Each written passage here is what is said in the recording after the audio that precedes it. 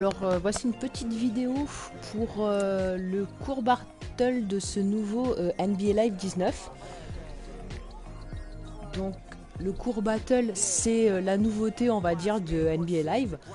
Vous allez construire une équipe, vous allez essayer de gagner des terrains d'autres joueurs dans le monde entier. Donc on va regarder un petit peu ce que ça donne. C'est juste là. Donc il faut savoir que le cours battle ça se définit en campagne, c'est-à-dire c'est des campagnes, là par exemple il reste 3h37, c'est normalement le week-end en tout cas pour l'instant c'est des campagnes d'à peu près 5 heures, donc toutes les 5 heures ça se réinitialise, toutes les 5 heures vous repartez à zéro. Donc le plus important c'est de toujours avoir son terrain, ça c'est vraiment la base, c'est-à-dire que en fait vous gagnerez plus de récompenses tant que votre terrain sera à vous. Donc ça faut la garder avec vous. Et après bah logique, plus vous allez gagner des terrains, plus vous allez avoir à la fin de ces 5 heures ou là donc de ces 3 heures, vous allez avoir des grosses récompenses avec des nouvelles règles, des nouveaux joueurs. Ces joueurs-là, vous pouvez aussi les gagner sur dans d'autres modes de jeu, comme le street, quand vous allez faire le quai 54, moi j'ai gagné Rudy Gobert. Vous allez pouvoir gagner vraiment des joueurs en jouant vraiment à tout ce qui est street, quoi. Voilà. Le premier, la base, c'est donc de défendre votre terrain. Donc vous avez un effectif. Là, moi, j'ai mis un effectif avec deux pivots. Parce que j'ai mis une règle, je vais vous montrer après, qui est vraiment... voilà, où il faut vraiment bien défendre. Donc j'ai mis deux bons petits pivots. Un ailier shooter quand même pour envoyer. J.R. Smith que j'ai gagné hier. Et en meneur de jeu, un Kevin Knox qui est assez grand. Parce qu'à la base, j'avais mis Moore, qui fait de la WNBA. Mais elle était assez petite. Donc en attaque, elle est excellente. Mais c'est vrai qu'en défense, là, pour l'instant, la carte, elle est qu'à 76. Donc bon, c'était pour la défense, c'était pas top. Pour l'attaque, c'est très bon, mais pour la défense, c'était pas top. Donc une fois que vous avez mis vos joueurs, donc je vais vous montrer, vous pouvez prendre un peu qui vous voulez, hein, vous le mettez un peu à la place que vous voulez. Après, faut quand même garder, je pense. Après, voilà, ça c'est les joueurs, faut garder hein, quelque chose quand même d'assez logique. Une fois que vous avez mis vos joueurs, hein, donc vous avez vu, pour l'instant ça va de 70 à 60, allez. En vrai à 77 et bon 80 c'est parce que je l'ai gagné en street comme je disais quoi, mais sinon c'est assez faible. Voilà, donc une fois que vous avez ces joueurs là, vous pouvez faire vos règles. Donc là c'est là où il va falloir quand même bien regarder. La règle du jeu, moi j'ai mis tout le monde doit marquer un point. Comme ça l'équipe adverse ou mon équipe, pour pouvoir gagner le match, peu importe les minutes, peu importe le temps que ça va prendre, tous les joueurs doivent marquer un point. Comme ça, quand vous avez en face des joueurs qui ont pris un joueur qui est un petit peu mauvais et qui va se retrouver comme contre un Embiid ou un Rudy Gobert, ça va être bien sympa, je vais bien l'embêter. Voilà, ensuite pour l'instant niveau pro, vous pouvez gagner bon, pas mal, donc là il y a ça. Le choc des titans, donc c'est deux mi-temps de 6 minutes. Donc tout ce qui est dunk, alley-oop, ça vaut 5 points. Tout le reste rapporte un point. Donc là, bah, vous mettez des grands et vous bombardez quoi, c'est le principe. Celle-là, bon bah c'est le premier équipe à 11 points avec 11 points d'écart, avec 2 points d'écart, donc ça c'est un petit peu la règle de base. Sauf que là en plus, il y a chaque fois que la personne porte le ballon, son mental diminue. Et c'est assez significatif pour l'avoir fait. Dès que vous avez le ballon en main, plus de 5 secondes, le mental il va diminuer. Donc le mental ça veut dire quoi? Ça veut dire que bah, vos shoots vont être impactés, votre dribble va être impacté.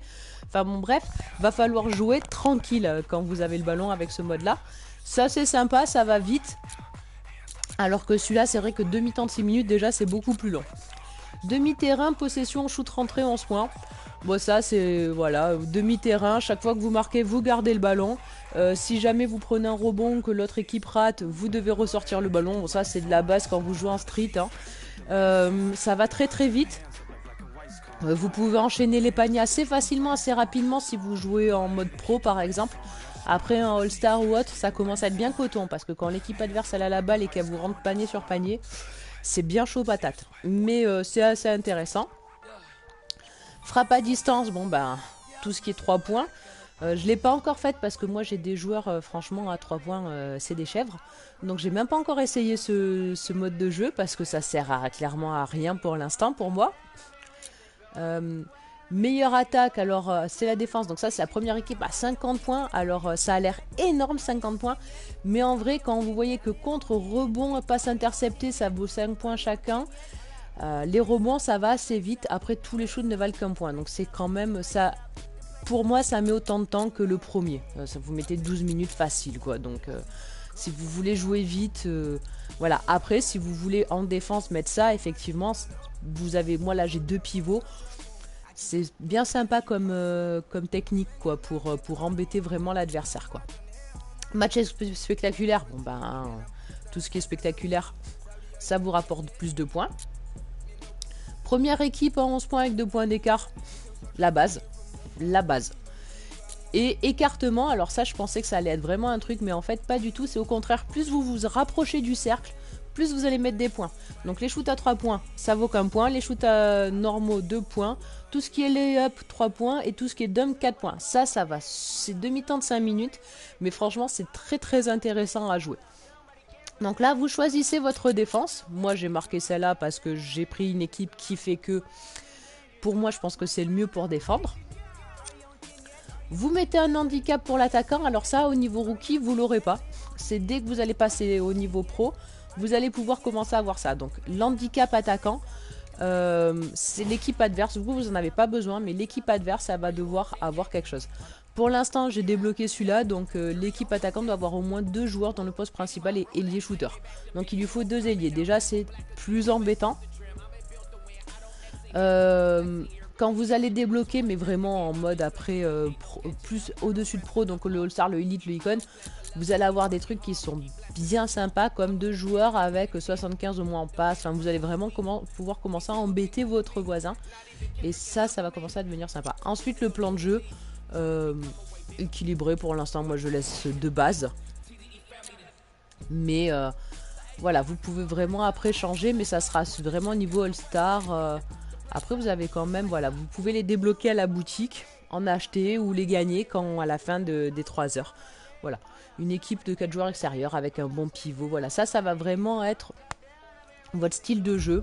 Pour l'instant, j'en ai pas débloqué, ça m'intéresse pas trop, je le laisse en équilibré, mais sincèrement, vous pouvez après changer énormément votre plan de jeu, faire vraiment du coaching pour voir comment vos joueurs vont s'occuper du terrain pendant votre absence. Donc ça c'est pas trop mal. Voilà. Bon, votre terrain, la boutique, c'est là où vous pouvez les débloquer si vous les gagnez pas. Vous pouvez débloquer des joueurs. Pour l'instant les joueurs ils font pas rêver à 72. Alors c'est pas des mauvais joueurs, mais alors leurs cartes sont pas top. Vous pouvez avoir des équipements, vous pouvez avoir voilà, du terrain. Mais voilà, des objets pour le terrain, enfin vous pouvez vraiment prendre pas mal de trucs. Et c'est là que vous pouvez aussi donc débloquer tout ce qui est règles de votre terrain. Donc là on va regarder pour lancer un défi.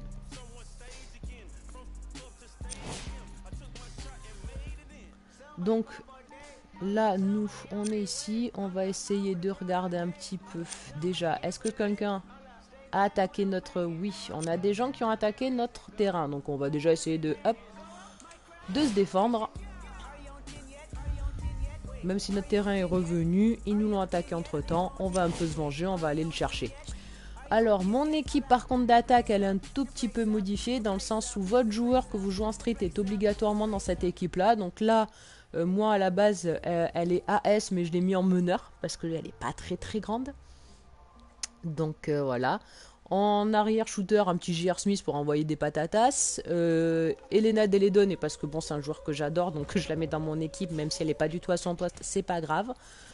Embiid, Rudy Gobert. Voilà, bonne défense, ils vont bien pouvoir. Embiid en poste d'ailier fort, hein, parce que mais en ailier fort, j'avais pas grand chose à part David West et que je peux pas me le voir. Donc un petit Embiid, de toute façon, il est tellement mobile, il passe. Il passe. J'ai même pas trop regardé l'équipe adverse, mais ça avait pas l'air d'être non plus des trop bons joueurs. Il a des cartes vraiment basiques, le joueur adverse, donc voilà. Donc là je crois que c'était la technique c'était demi-terrain, donc voilà on va jouer sur un demi-terrain chez nous. Allez. Non, plutôt chez lui, ça c'est pardon, il a exactement le même terrain que moi.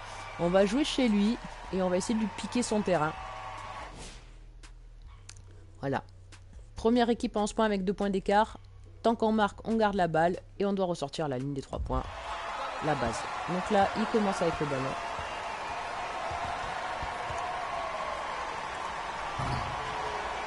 Et ouais, j'ai Rudy.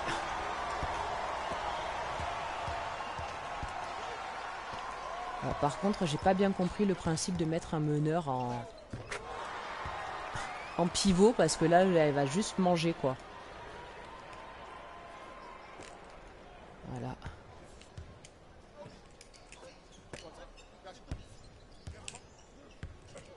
Hop. Alors par contre la possession va super vite, hein. C'est pas 24 secondes, hein. Vous avez vraiment 11 secondes par possession. Voilà, allez, hop, pivot. Ah, bah, pauvre, elle va passer une sale soirée quoi, parce que je veux dire un meneur... quoique s'il faut elle est pivot en vrai, mais elle est trop petite quoi. Hop, le petit cross. Ça passe tout seul. Pour faire un cross, c'est la touche opposée au ballon. Avec le joystick droit.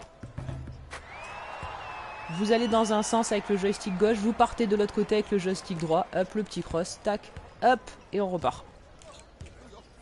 Eh, vas-y, fais-toi plaisir. Ah, raté. Fallait tenter quoi. C'était trop tentant. Ah, à 10-0, en allant à 11, c'était trop tentant. Allez, ressort la balle, bim, allez. Hop. Et voilà, on lui a pris le terrain. Il est à nous. Merci. Donc là, la personne va pouvoir, pendant ces 3h30, essayer de reprendre son terrain. Elle aura 3 essais. En fonction de ces 3 essais, elle va récupérer ou non, en sachant qu'elle va devoir jouer avec mes règles. Sur son terrain, elle va devoir jouer avec mes règles, mon équipe, et elle va avoir 3 essais. Il faut qu'elle joue au minimum en pro. Si vous jouez en rookie, ça ne marchera pas, vous récupérez rien. Voilà, là c'était un adversaire qui était plus bas que moi, elle avait que 71, donc du coup, je gagne 5% en moins sur mes stats. Mais c'était juste pour le principe de la vengeance. Voilà, après vous gagnez des choses. Hop. Ah, il avait quand même Justice Winslow. Je l'ai même pas vu. Voilà, vous augmentez de niveau au fur et à mesure jusqu'à devenir icône. Plus vous augmentez de niveau, plus vous allez pouvoir développer et surtout débloquer des capacités. Et vous allez pouvoir vraiment gérer un terrain. Mais alors vous allez pouvoir mettre 1 milliard de règles. Et vraiment chaque partie, vous allez pouvoir la faire différente. Après, là, pour l'instant, quand vous jouez contre des gens au niveau rookie pro, c'est un peu toujours les mêmes règles qui reviennent. Après, à vous de voir celle que vous préférez. Voilà, là, comme j'en ai 2 pour l'instant de terrain, j'ai gagné un pack. Le mieux, c'est de faire quand même beaucoup plus de matchs. Plus vous faites de matchs, plus les packs vont être intéressants, plus vous allez gagner des terrains et plus vous pouvez avoir des bonnes cartes. Voilà, j'espère que ce tuto vous aura un petit peu aidé à dégrossir. À bientôt en live. Pour pouvoir essayer de manger le maximum de terrain aux adversaires. Ciao, ciao!